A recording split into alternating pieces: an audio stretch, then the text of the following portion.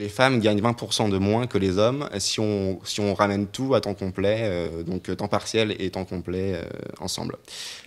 Cette différence-là s'explique notamment par les écarts en termes de niveau de responsabilité au sein des entreprises. Plus on monte dans l'échelon de responsabilité au sein des entreprises, moins on trouve de femmes. Et c'est vrai dans le public comme dans le privé. Ce qu'on appelle le plafond de verre, c'est-à-dire que les dirigeants ne sont quasiment jamais des dirigeantes. Seulement 17% des entreprises françaises sont dirigées par des femmes aujourd'hui. Ça, c'est la première chose. Si cette fois-ci, on mélange, disons, tous les niveaux de temps de travail, donc temps partiel et temps complet, donc temps partiel non ajusté au temps complet, cette fois, on a un écart, pour les données de 2006, de 27%. Qui est encore plus important.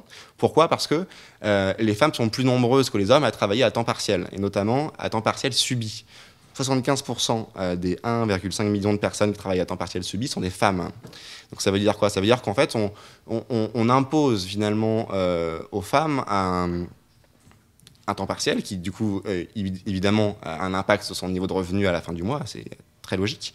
Alors pourquoi est-ce qu'on a ça ? C'est parce que déjà les emplois sont encore très sexués, c'est-à-dire que plutôt que de parler de caissier, on va parler de caissière par exemple, et ce type d'emploi-là, concrètement, c'est souvent des emplois à temps partiel.